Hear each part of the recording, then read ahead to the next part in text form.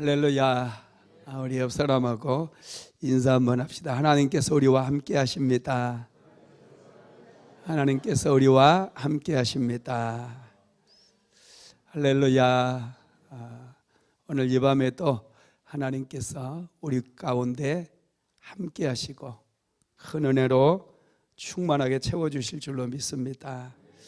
오늘은 사도행전 18번째 말씀입니다.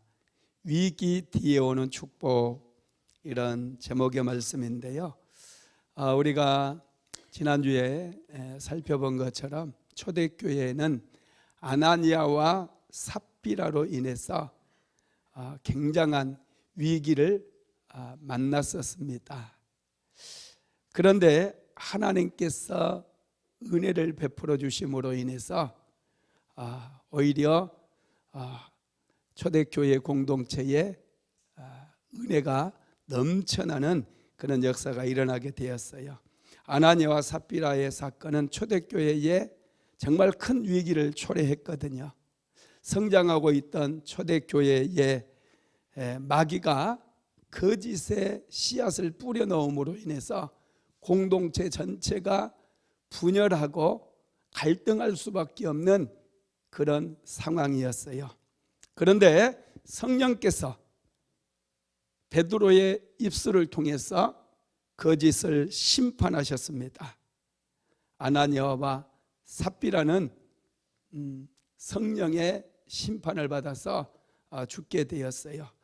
이런 일련의 과정들을 통해서 교회는 더욱 하나님을 경외하게 되었고, 하나님의 은혜가 초대교회 공동체에 부어지니 교회에는 놀라운 은혜가 부어지고 기적과 이사들이 넘치도록 일어나게 되었습니다.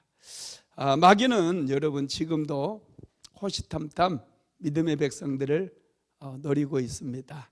그래서 우리는 항상 깨어서 기도해야 돼요. 도둑이 오는 것은 도둑질하고 죽이고 멸망시키려는 것뿐이라고 말씀하고 있습니다. 마귀는 우리의 생각을 통해서도 공격하고요, 특별히 우리의 감정을 자극을 합니다. 마귀는 우리가 언제 어떻게 넘어질지를 너무나 잘 알고 있어요. 그래서 결정적인 타이밍에 우리의 감정을 자극해서 우리를 쓰러뜨리고 많은 사람들에게 피해를 주게도 만든다는 거예요. 전에 서울에 있는 한 모텔에 불을 지른 사람이 있었어요. 그때 3명이나 목숨을 잃었었는데요, 이분이 경찰에 체포돼 가지고 당신은 왜 모텔에 불을 질렀습니까? 신문을 하니까 모텔에 있는 수건이 너무 지저분하고 모텔에서 주는 면도기로 수염을 깎는데 살갗이 찢겨져 나갔다는 거예요. 그래서 기분 나빠가지고 불을 질러버렸대요. 여러분, 그냥 기분이 상하고 감정이 상한 것을 억제하지 못하고 이렇게 사람들이 불을 지르기도 하더라고요. 그래서 여러분, 애매한 사람이 3사람이나 생명을 잃어버렸던 것이죠. 마귀가 우리의 감정을 자극한다는 것을 우리는 항상 알아야 됩니다. 우리나라 국보 1호였던 남대문이 불타게 된 것도 한 분이 기분이 나쁘다고 정부에 대해서 불만을 품었던 어떤 영감님이 그렇게 불을 내버린 거 아닙니까? 우리의 감정은 타락했기 때문에 마귀가 얼마든지 우리의 타락한 감정을 공격할 수 있다는 것을 우리는 생각해야 됩니다. 그래서 우리의 감정을 믿으면 안 돼요. 우리는 감정을 다스리고 항상 절제할 수 있도록 하나님께 기도해야 된다는 것입니다. 여러분, 마귀가 제일 좋아하는 사람이 어떤 사람이냐? 감정의 기복이 심한 사람들이에요. 여러분, 우리는요, 울어야 될 때 울 줄 알고 웃어야 될 때 웃을 줄 아는 그런 사람이 건강한 사람입니다. 그런 그리스도인이 돼야 돼요. 그래서 하나님 앞에서 우리가 감정도 치료받고 감정을 조절할 수 있는 그런 은혜도 받아야 될 줄로 믿습니다. 우리는 감정대로 살면요 하나님과 동행할 수가 없어요. 왜냐하면 하나님은 거룩하신 분이거든요. 그래서 우리가 감정을 잘 다스려야지 하나님께서 우리와 함께 하시고 또 하나님과 우리가 동행하는 그런 인생을 살아갈 수 있게 된다는 것입니다. 마귀는 그런데 자꾸 우리의 감정을 자극하게 되죠. 여러분 거룩이라고 하는 말의 뜻은 구별되다라고 하는 뜻입니다. 우리는 하나님의 말씀으로 자꾸 우리 자신을 구별시켜야 돼요. 그래야 감정을 잘 다스릴 수가 있게 됩니다. 거룩함을 회복할 때 하나님께서 우리에게 은혜도 주셔요. 역대하 18장부터 보면은 여호사밧 왕이 나오거든요. 여호사밧 왕은 아사 왕의 아들로 태어납니다. 아사 왕의 아들로 태어나서 여호사밧 왕이 제일 먼저 했던 일은 뭐냐면 이 산당을 제거하고 아세라상이라든지 바알상을 전부 철폐해버리는 그런 일들이었어요. 그리고 신기하게 그 여호사밧 왕은 레위 사람이라든지 제사장이라든지 또 백성들 중에서 연장자들, 이런 장로들, 이런 분들을 선택해 가지고 백성들이 살고 있는 마을을 순회하게 만들고 그들에게 하나님의 말씀을 가르치게 하고 공정하게 재판을 하도록 그렇게 만듭니다. 그러자 이스라엘 백성들이 하나님의 말씀을 배움으로 인해서 그들의 마음이 하나님께로 향해지게 돼요. 그때 하나님께서 여호사밧 왕에게 은혜를 주시고 남왕국 유다에 복을 주시니까 남왕국 유다가 점점 강성해지는데 역대하 17장 10절에서 12절 한번 읽어볼까요? 여호와께서 유다 사면 열국에 두려움을 주사 여호사밧과 싸우지 못하게 하시매 블레셋 중에서는 여호사밧에게 예물을 드리며 은으로 공을 바쳤고 아라비아 사람도 짐승의 때 곧 수양 7,700과 수염소 7,700을 드렸더라. 여호사밧이 점점 강대하여 유다의 견고한 채와 국고성을 건축하고, 아멘. 이 블레셋 사람들로부터 조공을 받게 돼요. 뿐만 아니라 아라비아 상인들에게, 아라비아 사람들에게도 조공을 받게 됩니다. 사실 아합 왕 이전에는 남왕국 유다가 굉장히 힘이 없었어요. 북왕국에는 아합이라고 하는 왕이 세워져 가지고 아합 왕이 중개무역을 통해서 국력을 팽창시키고 굉장히 강력한 나라를 세우게 됩니다. 반면에 남왕국 유다는 조금 하게 되었어요. 힘이 별로 없었습니다. 그런데 여호사밧 왕이 왕이 되고 난 다음에 백성들에게 레위 사람들과 또 제사장들, 이런 사람들을 보내서 하나님의 말씀을 가르치게 하고 백성들이 하나님의 말씀 안에서 세상과 구별되어지게 만들었어요. 그것밖에 한 게 없습니다. 뭐 군사력을 키운 것도 아니거든요. 그런데 신기하게 하나님께서 은혜를 주시니까 유다, 남왕국 유다의 사면에 있는 나라들이 두려워하는 거예요. 남왕국 유다를 두려워해요. 그래서 블레셋 사람들도 와가지고 조공을 바치고 또 시돈이나 두로 같은 그 아라비아 지역, 그 시돈과 두로 지역을 얘기하거든요. 그 지역 사람들도 양을 조공으로 바치는데 수양 7,700과 수염소 7,700을 조공으로 바쳤다는 거예요. 여러분, 이건 엄청난 사건이거든요. 그런데 이 여호사밧이 시간이 지나면서 북왕국의 아합 왕과 동맹을 맺게 됩니다. 북왕국의 아합 왕은 어떤 왕이냐면은 우상을 섬기는 왕이었어요. 엘리야 시대에 여러분 왕이 아합 왕이잖아요. 갈멜산에서 바알 선지자, 아세라 선지자 850명과 엘리야 선지자가 능력 대결을 할 때, 그때 여러분 북왕국 이스라엘의 왕이 아방이거든요. 엘리야가 이 북왕국의 제사장들, 바알 신상의 제사장들과 아세라 제사장들과 능력 대결을 하면서 백성들을 모아놓고 뭐라고 그랬느냐면, 바알과 여호와 중에 누가 이스라엘의 하나님인가, 너희들이 그 편에 서라고 그렇게 얘기를 합니다. 그러면서 누가 과연 이스라엘의 하나님인지 능력 대결을 하자고 그랬고, 하늘에서 불이 내리게 하신 그 신의 이름을 불러서 하늘에서 불이 내리게 하신 그분이 바로 이스라엘의 하나님으로 하자, 이런 대결을 한 거거든요.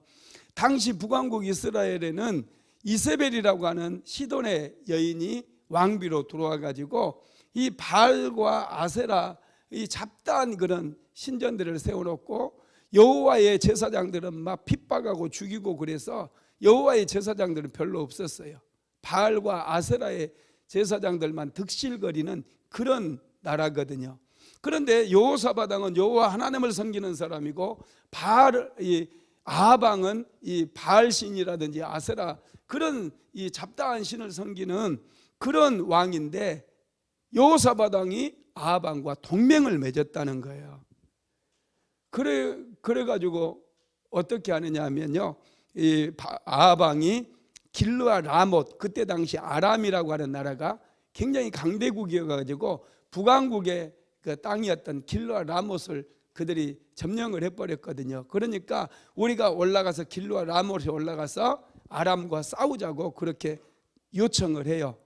그때 여호사밧 왕이 이 아방과 동맹을 맺어가지고 남왕국 유다와 북왕국 이스라엘이 힘을 동맹구를 만들어가지고 길르아 라못에 올라가서 아람이라고 하는 나라와 전쟁을 치르게 됩니다. 그때 이 전쟁에서 승리를 했으면 좋겠지만은 완전히 참패를 당하게 되고, 아방은 그 전쟁에서 죽게 됩니다. 여호사밧 왕만 간신히 도망쳐서 막 피해 오게 되는 거예요. 그러면서 나라가, 북왕국은 위기에 빠지지만 남왕국 유다 역시도 여호사밧 왕은 살았지만은 힘이 아주 미약해져 버려요. 많은 군사를 잃어버리고 왕만 겨우 살아 돌아오게 됩니다. 그 이후에 남왕국 유다는 아주 어려움을 겪게 돼요. 여호사밧이 끝까지 하나님 편에 서서 아방과 동맹하지 않고 자기의 거룩함을 지켰더라면 하나님께서 함께 해주셔가지고 그들을 지켜주었을 텐데, 아방과 동맹하는 바람에 전쟁에도 지고 많은 군사도 잃어버렸어요. 거기에다 한 걸음 더 나아가가지고 어떤 일이 벌어집니까? 모압과 암몬 자손, 마온 자손 사람들이 그 소식을 듣고 이제 올라오는 거예요. 남왕국 유다를 향해서 쳐들어오는 거예요. 수십만 명이 쳐들어왔어요. 여호사밧은 지금 군대도 다 잃어버렸잖아요. 길르아 라못 전투에서 자기 데리고 갔던 군대 다 죽게 하고 자기만 살아 돌아왔으니 이 그 연합군과 모압과 암몬 군대와 싸울 수 있는 그런 군사력이 없는 거예요. 그때 여호사밧이 하나님 앞에 회개합니다. 모든 백성들로 하여금 금식하게 하는데, 그가 정말로 기도하고 금식하며 했던 기도는 아방과 동맹을 맺지 말아야 됐는데 동맹을 맺었던 것에 대한 회개가 있었어요. 그랬더니 하나님께서 다시 여호사밧 왕에게 은혜를 베풀어 주시고, 여호사밧 왕의 군대가 너희들은 싸울 것이 없다고 말씀하면서 너희들은 성가대를 데리고, 조직에서 데리고 나가서 찬양을 부르라고 얘기하죠. 그때 하나님께서 복병을 두어가지고 이스라엘의 군대가, 남왕국 유다의 군대가 모압과 암몬 군대를 다 이길 수 있도록 은혜를 베풀어 주셨다라는 것입니다. 여러분, 거룩함을 회복했을 때 하나님께서 다시 역사하셔가지고 모압과 암몬 군대를 이기고 남왕국 유다가 다시 안정되게 만들어 주셨어요. 위기 뒤에 여러분 은혜를 우리가 경험을 해야 되는데, 우리 삶도 마찬가지예요. 무엇보다 우리는 거룩함을 회복해야 돼요. 내 삶에 뭔가 어려운 문제가 찾아왔다, 힘든 일이 찾아왔다. 그럴 때 그 힘든 모든 문제의 원인을 다른 데서 찾지 말고 나에게서 한번 찾아보십시오. 내와 하나님과의 관계 속에서 내가 거룩함을 잃어버리지는 않았는지, 내가 거짓말을 행하고 자꾸 뭔가 하나님 앞에 또 사람들 앞에서 죄를 짓지는 않았는지, 이런 것을 돌아보면서 먼저 거룩함을 회복해야 돼요. 하나님께 자복하고 회개하게 될 때 다시금 하나님의 은혜가 우리의 삶에 부어진다라는 것입니다. 오늘 우리가 읽은 본문도 보면은 초대교회에 여러분 엄청난 위기가 왔었다고 제가 말씀드렸죠. 거짓이 들어온 거예요.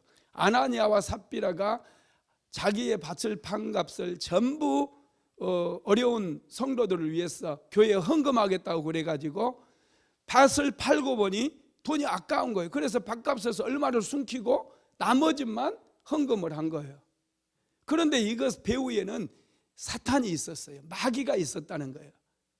속이는 거예요. 이건 거짓인 거예요. 그것을 성령께서 찾아내게 하시고 아나니아와 삽비라를 여러분 심판함으로 그 초대교회에는 하나님에 대한 경외감과 두려움이 생기게 되고 그들이 자기들의 죄를 전부 회개하기 시작한 거예요. 그러다 보니 초대교회의 영적인 청소가 이루어지게 되고 성결함이 부어짐으로 인해서 곧바로 하나님의 은혜가 부어지고 초대교회에는 많은 기적과 이사들이 일어나게 되었다는 것입니다. 여러분, 마귀는요 우리에게 두 가지 작업을 합니다. 첫째가 거짓과 속임수예요. 마귀는 자꾸 우리로 하여금 작은 것도 크게 과장하게 만들고 또 자기를 자꾸 포장하게 만들고, 여러분 이게요 우리는 분별을 잘해야 돼요. 거짓은 하나님께서 가장 싫어하는 거예요. 마귀는 거짓의 압이라고 그랬어요. 거짓과 마귀는 굉장히 친해요. 그러나 하나님은 거짓과 속임수를 너무너무 싫어합니다. 하나님은 진실하신 분이세요. 우리가 하나님 앞에 서게 되면은 우리의 모든 게 다 드러날 수밖에 없어요. 그냥 하나님께서 기억해서 너 몇 날 며칠 이런 말 했지, 이게 아니에요. 그냥 드러나는 거예요. 하나님은 진실 자체이기 때문에, 거룩함 자체이기 때문에 그렇다라는 것이죠. 두 번째로는 이 공동체 전체가 거짓말을 하게 하는 거예요. 한 사람을 통해서 거짓이 들어오게 되지만 이 거짓은 마귀가 한번 역사하기 시작하면은요 여러분 공동체 전체에 퍼지게 되고 공동체가 분열하게 되고 갈등하게 되는 거예요. 오늘날 교회 공동체가 어려움을 겪는 이유가 여러분 성도들이 마귀에게 자꾸 넘어가는 거예요. 속아 넘어가는 거예요. 그래서 교회 공동체도 어려움을 겪는 거죠. 목사가 그럴 수도 있고 여러분 교회 지도자들이 자꾸 마귀의 게임에 속아서 넘어지다 보니 어려움이 교회 공동체 안에 찾아오게 되고 분열되고 이런 문제들이 찾아온다라는 것이죠. 여러분 아담과 하와를 생각해 보세요. 마귀가 하와에게 찾아와 가지고 질문을 하죠. 하나님이 참으로 너희더러 동산 모든 나무의 실과를 먹지 말라 하시더냐. 그때 하와가 뭐라고 그래요?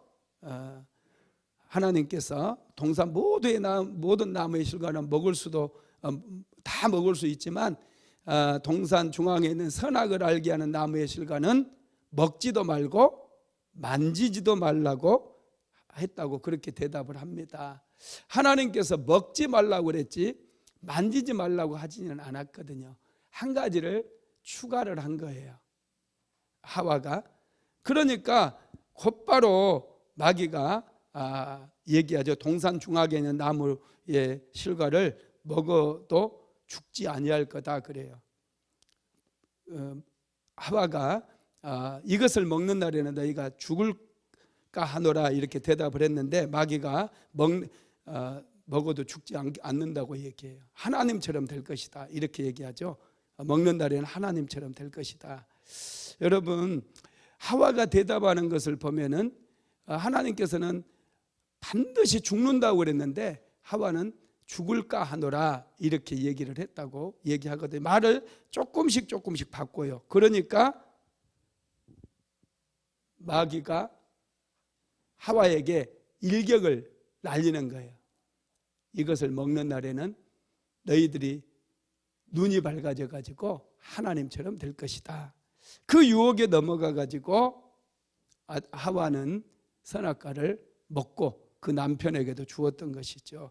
여러분, 마귀는 항상 작은 틈을 이용해서 우리로 하여금 거짓말하게 만들고 죄짓게 만든다는 거예요. 그래서 이 거짓에 대해서 큰 죄로 먼저 우리를 쓰러뜨리지 않아요. 거짓말하는 건 뭐 별거 우리는 대수롭게 생각하지 않잖아요.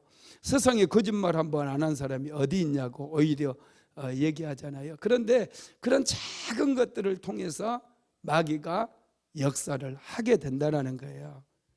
하나님께서는 이 거짓에 대해서 아주 단호하다는 것을 성경 모든 곳에서 다 말씀하고 있거든요. 아담과 하와가 마귀의 거짓말에 속았잖아요. 그러면 아담과 하와가 하나님께 얼마든지 변명할 수 있거든요. 하나님, 저 마귀가 우리를 속여서 그렇잖아요.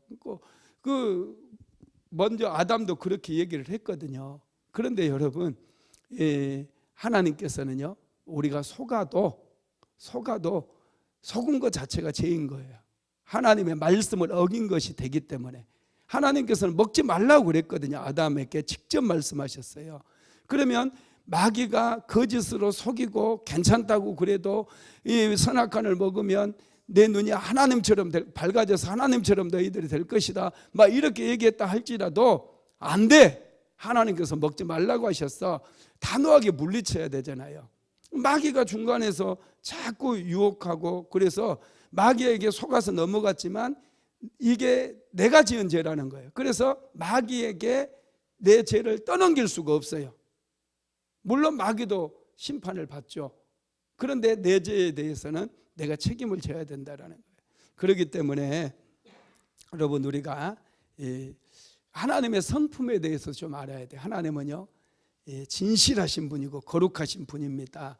그래서 성경에도 보면은 거짓에 대해서 단호하신 그런 그 하나님의 성품이 여러 군데 나와 있는데, 한 가지 예를 들면은 그 여리고성을 점령하고 나서 점령할 때 하나님께서 이스라엘 백성들에게 지시하신 것이 여리고성의 성을 점령할 때 너희들이 그 성의 물건이나 가축이나 하나도 취하지 말라고 그랬거든요.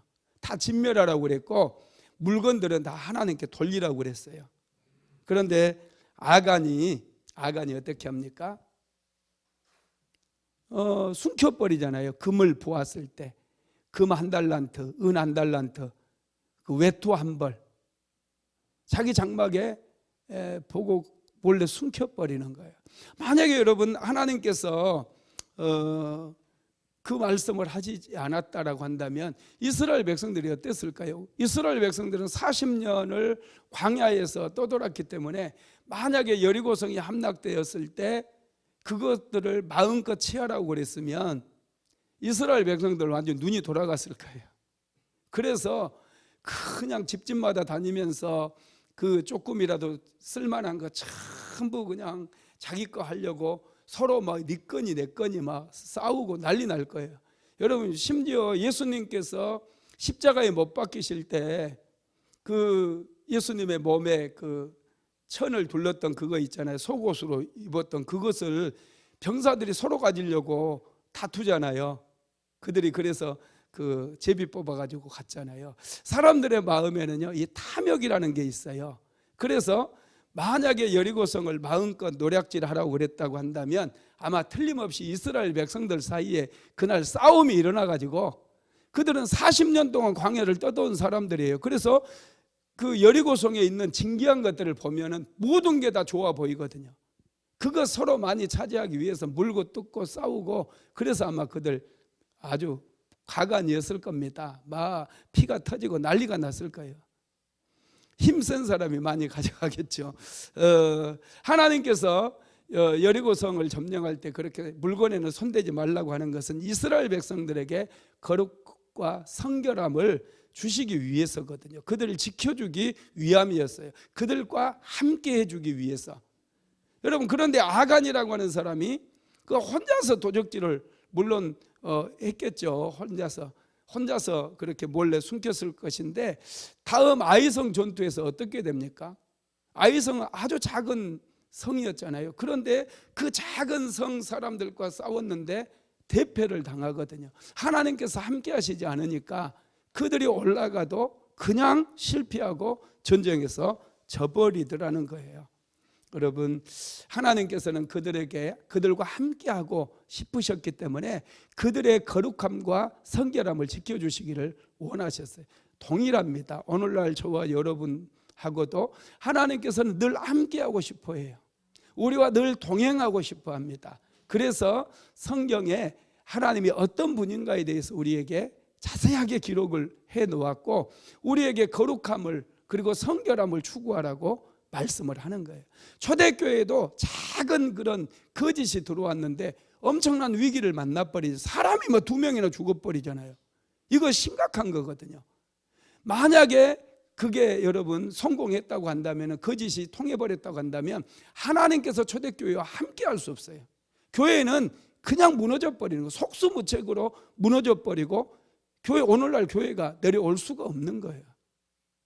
그래서 여러분, 하나님께서는 초대교회와 함께하기 위해서 이 거룩함과 성결함이 교회 공동체 안에 충만하기를 원했던 것이고, 오늘 저와 여러분에게도 이런 거룩함과 성결함이 충만하기를 원한다라는 것을 믿게 되기를 주님의 이름으로 축복합니다. 위기 뒤에 초대교회 이렇게 거룩함과 성결함이 회복된 뒤에 초대교회는 어떤 축복이 찾아왔을까? 자, 오늘 본문 한번 봅시다. 사도행전 5장 12절입니다. 시작. 사도들의 손으로 민간의 표적과 기사가 많이 되매 믿는 사람이 다 마음을 같이하여 솔로몬 행각에 모이고. 아멘. 첫째는 민간의 표적과 기사가 많이 일어났어요. 다시금 하나님께서 초대교회 공동체에 함께 하셨다는 거예요. 하나님께서 함께 하시니까 그곳에 귀신이 떠나가고 질병이 치료되고 문제가 해결되는 그런 놀라운 역사가 일어났다라는 거예요. 오늘날에도 마찬가지예요. 어떤 교회에 기적이 일어나느냐, 어떤 교회의 공동체에 역사가 일어나느냐, 거룩함과 성결함을 회복한 그 교회 가운데 하나님께서 역사하신다는 거예요. 믿으시기 바랍니다. 그래서 우리가 날마다 하나님 앞에서 거룩함과 성결함을 유지해야 돼요. 죄를 지었다 빨리 회개하고, 여러분 하나님 앞에서 늘 기도하고 말씀으로 충만해야 돼요. 성결과 거룩함을 회복하기 위해서 그렇다라는 것입니다. 사도들이 기도하자 수많은 기적이 일어났어요. 병든 사람이 치료를 받았고, 귀신들은 떠나갔고, 사탄의 견고한 진들이 다 무너지는 그런 역사가 일어나게 되었다는 것입니다. 두 번째로는 마음을 같이하여 솔로몬 행각에 모였다고 그래서 12절 하반절 한번 읽어봅시다. 믿는 사람이 다 마음을 같이하여 솔로몬 행각에 모이고.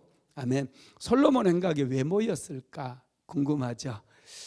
믿는 사람들 마음속에 하나님의 말씀에 대한 사모함이 엄청나게 엄청나게 부어지는 거예요.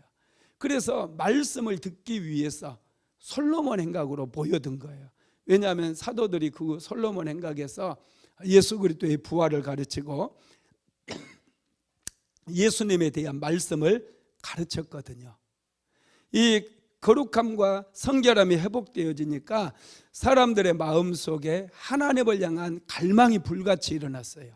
말씀에 대한 사모함이 불같이 일어나게 된 거예요. 그래서 말씀을 듣기 위해서, 진짜 그리스도인들이 하나님의 말씀을 듣기 위해서 솔로몬 행각으로 모여들었다라는 것입니다. 오늘 이곳에도 하나님의 말씀을 듣기 위해서, 하나님을 예배하고 말씀을 듣기 위해서 오신 줄로 믿습니다. 이게 여러분, 거룩함과 성결함을 회복하면 교회에 하나님께서 함께 하시고 말씀이 살아있기 때문에 항상 그 교회로 하나님의 백성들이 오게 되어 있다는 것이죠. 세 번째로 백성들의 칭송을 들었다고 그래서 13절 하반절 읽어봅시다. 백성이 칭송하더라.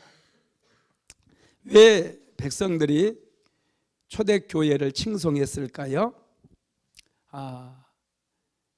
그들이 거룩하고 성결함을 회복하고 하나님의 말씀을 듣고 또 기적이 일어나고 역사가 일어나니까 사람들이 변화가 되는 거예요. 정말 믿음의 사람처럼 변화가 이루어졌어요. 인격이 변화되는 거예요. 그들의 성품이 변화되는 거예요. 와, 그래서 야, 예수 믿는 사람 정말 다르구나. 야, 나도 예수 믿어야 되겠다. 이렇게 여러분, 사람들이, 교회 밖에 있는 사람들이 교회 사람들을 막 칭찬하는 거예요. 이 거룩함과 성결함을 회복하고 그들의 인격이 달라지고 늘 그냥 거들먹거리며 살았던 사람들이 아주 성실하게 인생을 살아가고 성실하게 일하고 성실하게 하나님을 섬기고 이런 모습으로 완전하게 변화되니 밖에 있는 사람들이 볼 때 여러분, 자기들과 다르니 얼마나 그분들을 칭송하겠습니까? 기적도 일어나고 그들이 기도하면 역사가 일어나요. 성도들이 기도하면 귀신들이 떠나고 질병이 치료되는 그런 역사들이 일어나는 거예요. 그러다 보니 교회 밖에 있는 사람들이 교회 성도들을 칭송하는 역사가 일어났다는 거예요. 네 번째로 구원받은 사람이 많아졌다고 그랬어요. 14절 같이 읽어봅시다. 믿고 주께로 나오는 자가 더 많으니 남녀의 큰 무리더라. 와, 서로 예수 믿겠다고 줄 서서 오는 거예요. 누가 전도하는 사람도 없어요. 나가서 막 요즘처럼 예수 믿으라고 외치는 사람이 없어요.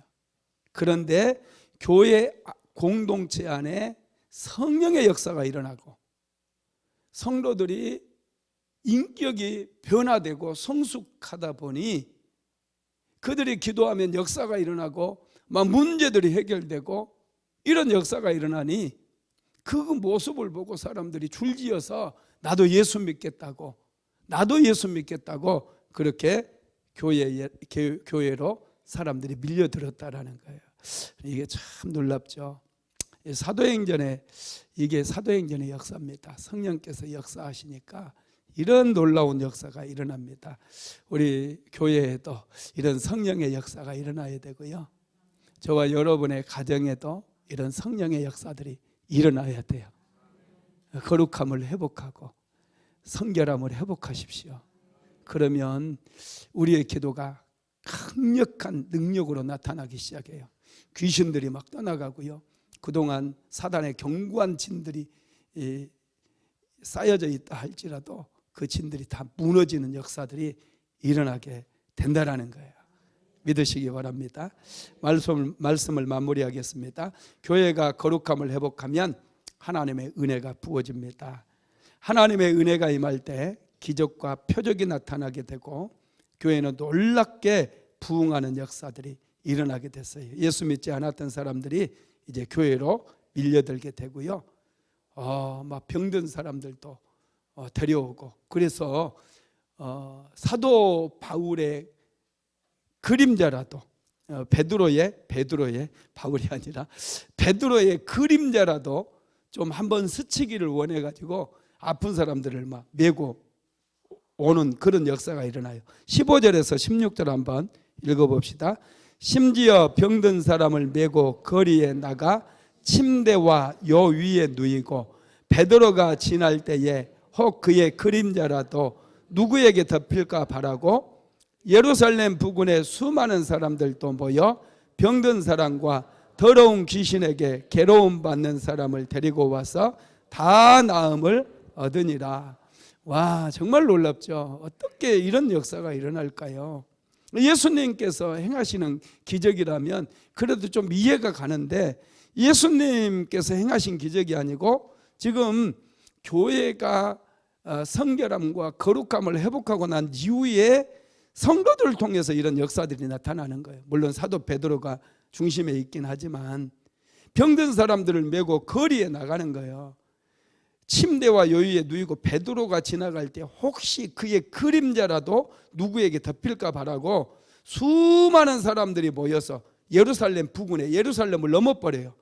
예루살렘 부근에 있는, 예루살렘 안에 있는 사람이 아니라고 썼을 텐데 예루살렘을 넘어서 예루살렘의 부근에 있는 수많은 사람들이 모여들었다라는 거예요. 그래서 베드로의 그림자가 덮이면요, 신기하게 병이 나요. 귀신들도 떠나가는 그런 역사가 일어납니다. 그래서 병든 사람과 귀신에게 괴로움을 받은 사람을 데리고 와서 다 나음을 얻으니라 그랬어요. 베드로가 지나갈 때 그림자만 덮여도 귀신이 떠나가는 그런 역사가 일어나 버려요. 오, 하나님 저에게도, 우리 안디옥교회 막 주변에, 와 멋있다, 그죠? 내일부터 한번 봐야 되겠어요. 그림자라도 덮이면 막, 야, 이런 역사가 일어났어요. 이 거룩함이 회복되고 성결함이 회복되니까, 야, 이런 역사가 일어납니다. 사도행전의 역사는 지금도 계속되고 있어요. 사도행전은 결론이 없습니다. 사도행전 28장을 가도요, 결론이 없어요. 왜 결론이 없느냐 하면 사도행전 29장은 오늘 저와 여러분이 써내려가라는 얘기예요. 저와 여러분도 동일하게 거룩함과 성결함을 추구하고 이 시대 속에서 빛으로 소금으로 살아가라는 거예요. 그 현장 속에 하나님의 역사가 일어나고 하나님의 능력이 나타나고 하나님의 기적이 나타난다라는 것이죠. 그래서 저와 여러분도 먼저 중요한 게 거룩함과 성결함입니다. 가정에도 거룩함과 성결함이 회복되면 마귀가 틈타지 못해요. 하나님의 은혜가 부어지니까 역사가 일어나요. 질병도 치료되고요, 귀신이 떠나가고요, 여러분들이 하는 일들이 복을 받아서 역사가 일어나요. 하나님께서 크게 은혜를 부어주시기 때문에 그렇습니다. 이런 역사가 우리 교회와 우리 모든 성도들의 가정에 넘치도록 부어지기를 예수님의 이름으로 축복합니다.